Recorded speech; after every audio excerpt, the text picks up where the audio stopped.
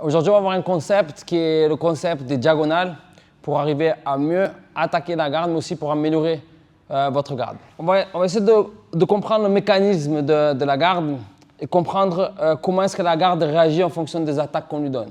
En gros, les diagonales que vous devez connaître et identifier sont les diagonales du bassin, qui sont les diagonales les plus importantes pour le passage de garde, mais aussi pour la rétention de garde, à savoir le point stratégique de contrôle de la garde du passage, c'est ce point ici.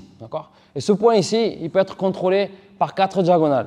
Par la diagonale de l'intérieur vers l'extérieur, à droite, ou intérieur vers l'extérieur à gauche, mais aussi de l'extérieur vers l'intérieur, à droite, ou de l'extérieur vers l'intérieur à gauche. Donc ça, ce sont les 4 diagonales qu'il faut arriver à comprendre, à identifier pour arriver à passer la garde. Donc, à chaque fois que vous allez être à l'intérieur de la garde, imaginez que la garde, c'est comme si c'était un portail.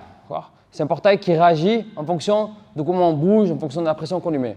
Et ce portail, il est articulé par le bassin. Vous avez vu qu'il y a la jambe gauche, qui va être la première porte du portail, et la jambe droite. Ces jambes, elles travaillent de manière individuelle en fonction des attaques. Elles peuvent aller vers la gauche, aller vers la droite, fermer une, fermer l'autre. Et la particularité, c'est que ce qui articule ce portail-là, ce n'est pas un élément immobile, c'est un élément mobile qui va bouger non seulement de la gauche vers la droite, mais du haut vers le bas, qui peut tourner. Mais en plus, la difficulté, c'est que c'est un élément qui est en 3D, c'est-à-dire que la garde, elle peut aussi fonctionner dans plusieurs scénarios qui vont être comme ça, en fonction de comment mon adversaire se trouve. Le portail, il peut s'activer de plusieurs manières. Donc, ici, on va essayer de comprendre un schéma simple. Lorsque je suis à l'intérieur de la garde, ce qui va être important, c'est d'arriver à identifier. J'ai tout mon corps à l'intérieur de la garde. J'ai mes jambes à l'intérieur de la garde. J'ai mes 2 jambes à l'intérieur de la garde. Pour passer à l'intérieur de la garde, il faut arriver à contrôler les 2 diagonales. C'est-à-dire de l'intérieur vers l'extérieur et de l'intérieur vers l'extérieur, à droite et à gauche. On va prendre un passage relativement simple qui va être le knee slice.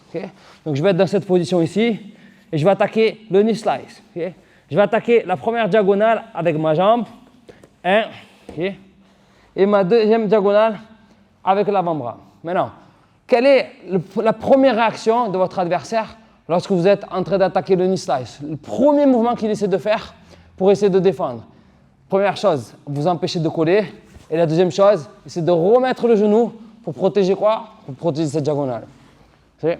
S'il me laisse contrôler cette diagonale, vu que je suis à l'intérieur de la garde et mon passage s'articule à l'intérieur de la garde, si j'arrive à contrôler diagonale à gauche, diagonale à droite, et j'arrive à rester sur le bassin en empêchant qu'il m'enlève le contrôle, ça va être difficile pour lui de défendre le passage. Il va être en position très inconfortable. Je vais commencer à attaquer, je vais attaquer,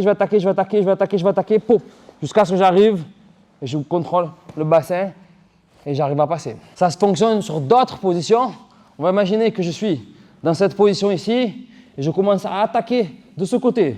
Généralement, quelle est la première réaction de votre adversaire? Pousser, remettre le genou ici et pour créer un obstacle et commencer à vous déséquilibrer.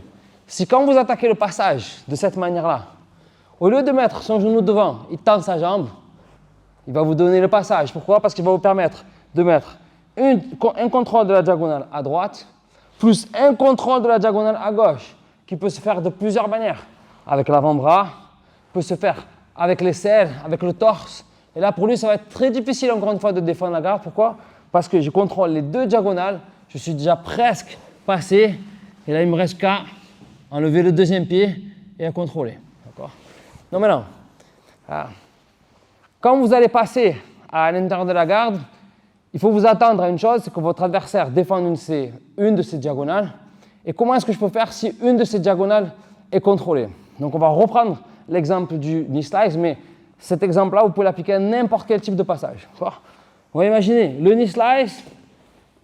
En même temps que j'attaque le knee slice, il faut avoir la préoccupation pas que d'attaquer une diagonale, mais les 2 diagonales en même temps. Parce que si vous faites juste ça et que vous laissez mettre le genou, il y a plein de passages à partir d'ici.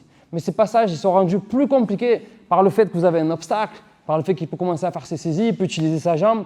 Pour les personnes plus souples, ils peuvent remettre la jambe ici. Donc là, ça va rendre mon passage encore plus compliqué.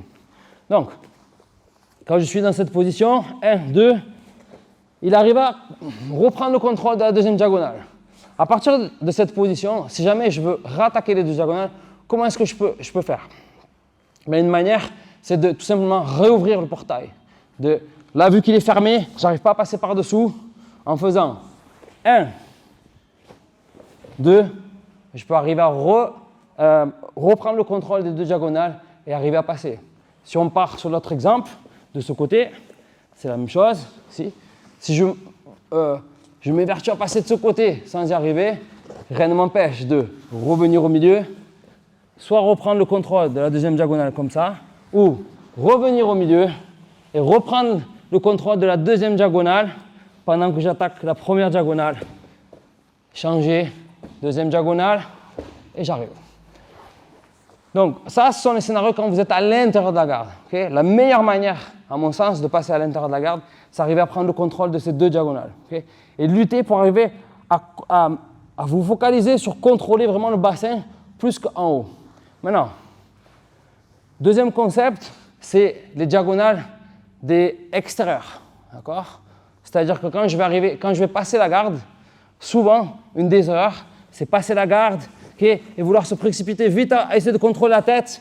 Et dans ce processus de contrôler la tête, je vais laisser beaucoup d'espace, notamment cette diagonale qui ne va plus être contrôlée et cette diagonale qui est plus contrôlée. D'accord? Donc, on va prendre un exemple simple, c'est je vais faire toreando.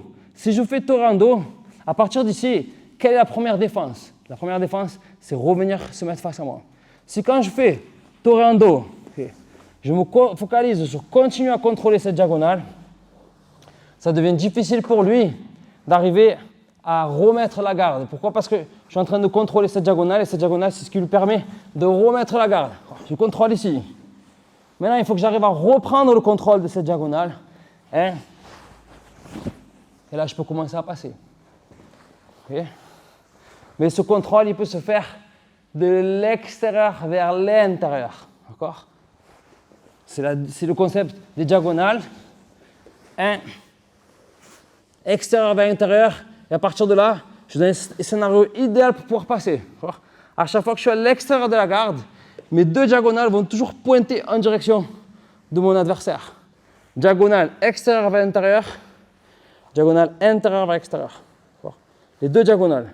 Donc si vous arrivez dans ce processus, à contrôler cette diagonale pendant qu'il essaie de remettre la garde, et coller, et continuer à attaquer les deux diagonales, des fois sans trop vous précipiter et aller chercher en haut. Il y a des personnes qui sont relativement souples à réenlever le pied. Je me concentre sur les deux diagonales. Bassin, bassin. Et à partir de là, je suis en parfaite position pour arriver à passer. D'accord? On va prendre un autre exemple de passage. Et si je suis à l'extérieur de la garde, par exemple, leg drag, la première chose que je vais essayer de faire, c'est diagonale. Et le premier mouvement qu'il va essayer de faire, c'est remettre la garde. Donc, je suis à l'extérieur, diagonale, extérieur vers intérieur, diagonale, extérieur vers extérieur. Il va essayer de remettre la garde. Bassin, bassin, stop, arrêt sur image. Et là où est-ce que je me trouve? Diagonale sur le bassin et diagonale sur le bassin en passage. Okay? Et à partir de là, vu que j'ai le contrôle des deux diagonales, j'empêche cette jambe de revenir et j'empêche cette jambe de revenir. Encore une fois, il suffit que je perde le contrôle de cette diagonale, je viens juste ici, il a remis la garde. Il suffit que je me précipite trop vite, je viens chercher là, boum, il remet le genou et ça va difficulter mon passage. D'accord? Donc essayez quand vous êtes à l'extérieur, de vous rappeler extérieur, attaquer les deux diagonales pour arriver à passer. D'accord?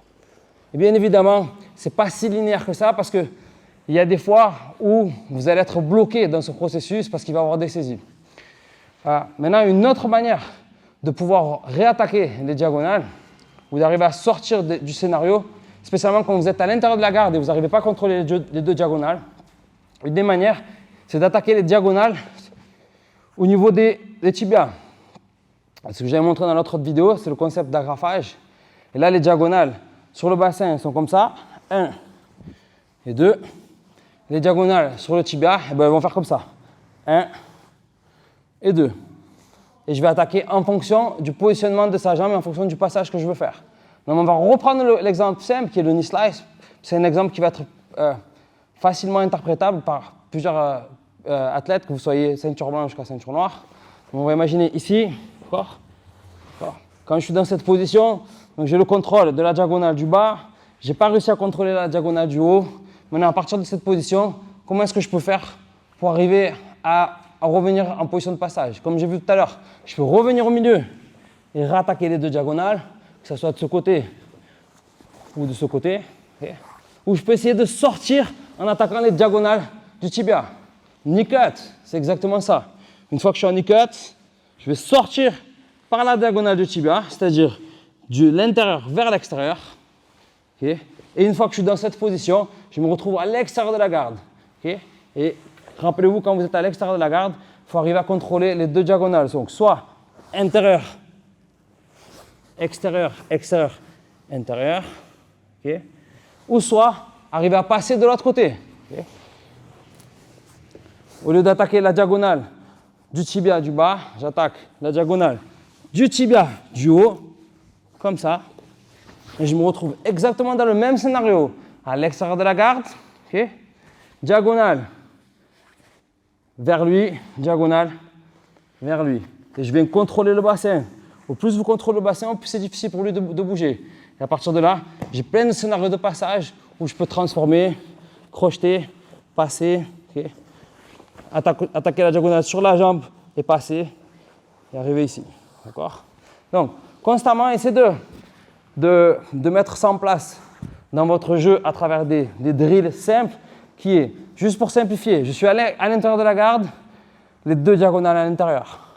Si une des portes est fermée, je ne contrôle qu'une des diagonales, il va falloir soit que je revienne et que je rattaque les deux diagonales, soit que je sorte et que j'attaque les diagonales par l'extérieur. D'accord? On va faire un petit drill simple.